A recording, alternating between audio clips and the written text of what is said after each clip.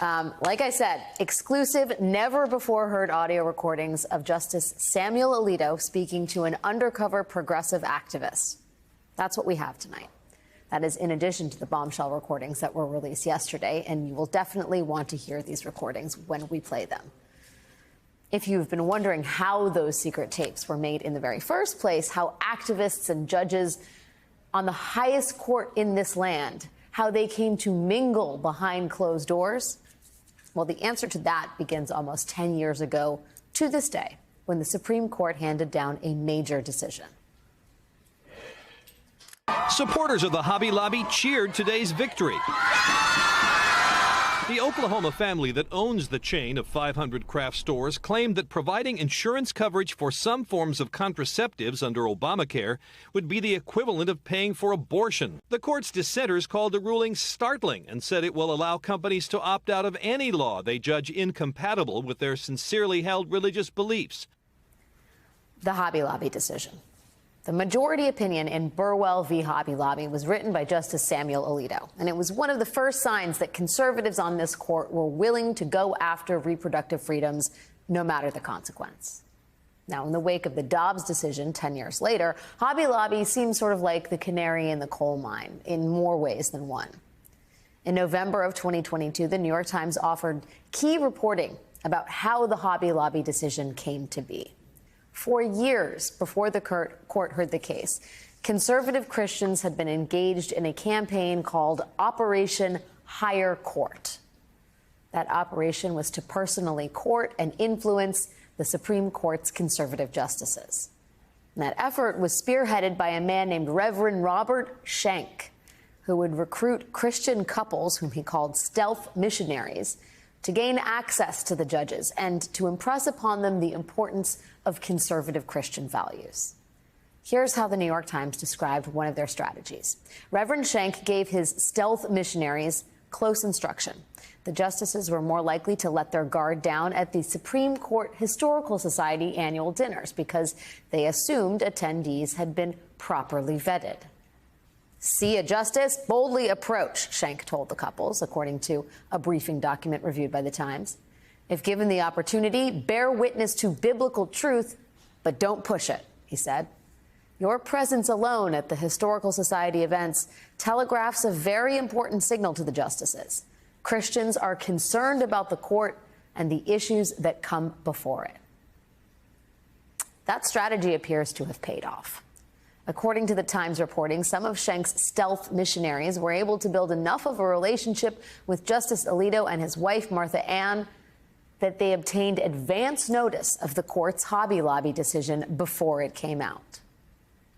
That breach, that unprecedented breach, foreshadowed the leaked Dobbs decision, striking down Roe 8 years later.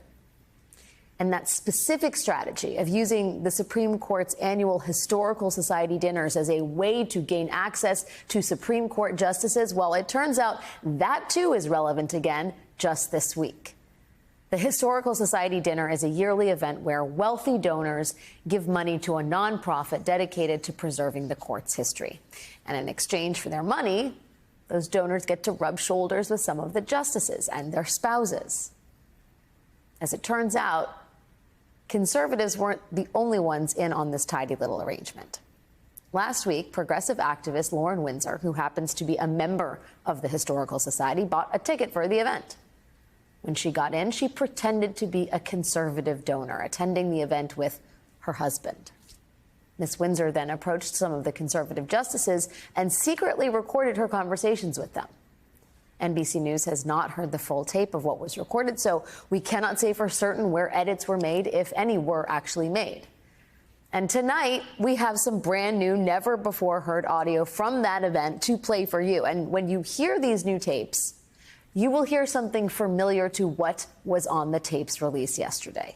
A justice, in this case, Justice Alito, who is aggrieved and frustrated, who is nakedly partisan and totally unconcerned by appearing to be all of those things in front of a total stranger. Remember what we heard yesterday. As a Catholic and as someone who really cherishes my faith, I just don't I don't know that we can negotiate with the left in the way that like needs to happen for the polarization to end. I think that it's a matter of like winning. I think you're probably right. I think one side or the other is going to win.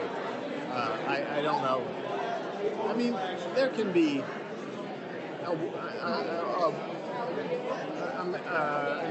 way of working, a way of living together peacefully, but it's difficult, because there are differences on fundamental things that really can't be compromised.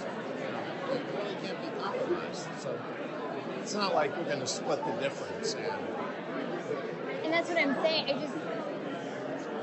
I think that the solution really is like winning the moral argument. Like people in this country who believe in God have got to keep fighting for that to return our country to a place of godliness. Oh, I agree with you.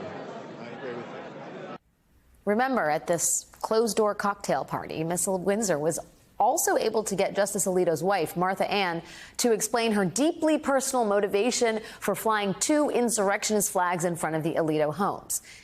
That is a story that has just scandalized this court, and these recordings this week would seem to suggest that Mrs. Alito has no shame about what she has been doing here. In fact, quite the opposite. After deriding feminazis who have been critical of the scandal engulfing her husband, Martha Ann Alito made clear that these flags she flies are explicitly her form of resistance and response. You know what I want? I want a Sacred Heart of Jesus flag because I have to look across the lagoon at the Pride flag for the next month. Exactly. And he's like, oh, please don't put up a flag. I said, I won't do it because I'm deferring to you. But when you are free of this nonsense, I'm putting it up and I'm going to send them a message every day. Maybe every week I'll be changing the flags. There'll be all kinds. I made a flag in my head. This is how I satisfy myself. I made a flag. It's white and it's yellow and orange flames around it. And in the middle is the word vergogna. Vergogna in Italian means shame. Just to be clear here, Justice Alito has publicly stated that his wife did not fly these flags to associate herself with the Stop the Steal movement or any other group. But it seems quite clear from that clip that his wife very much sees these flags as a form of political expression and a response to what she believes are liberal attacks. Perhaps most concerning in these recordings, though, is Martha Ann Alito's 5-year plan for revenge. It's okay because if they come back to me, I'll get them. I'm going to be liberated, and I'm going to get them. Oh, well, there's a 5-year defamation statute of limitations. But I don't know what you mean by gay, yeah. Okay, so Martha Ann Alito, the wife of a Supreme Court justice, says she has a plan to get back at the media by suing for defamation. And she thinks she'll have the opportunity to do that in the next 5 years when she is free of all this nonsense. Is Sam Alito's wife telling us something here about Justice Alito's retirement plans? And how concerned should we all be that a Supreme Court justice's spouse is talking about the American media with open contempt? Well, tonight we have brand new audio from that same event where Justice Alito himself tells us what he thinks about the Fourth Estate, the press. The other voice you will hear on this tape is an associate of Lauren Windsor's who was also at this event. And I just wanted to ask you, why do you think the Supreme Court is being so attacked and being so targeted by the media these days? Well, I think it's a simple reason they don't like our decisions and they don't like how they anticipate we may decide some cases that are coming up. That's the beginning and the end of it. And there are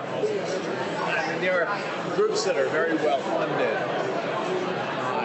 ideologically against that have spearheaded these attacks. That's what it is. Like who? Sorry. Oh, ProPublica gets a lot of money, and they have spent a fortune investigating crimes on the system. Everything that he's ever done in his entire life, and they've done some of that to me too. But they look for any little thing they can find, and they try to make something. NBC News reached out for comment from both Samuel Alito and his wife, Martha Ann Alito, but we have not heard back.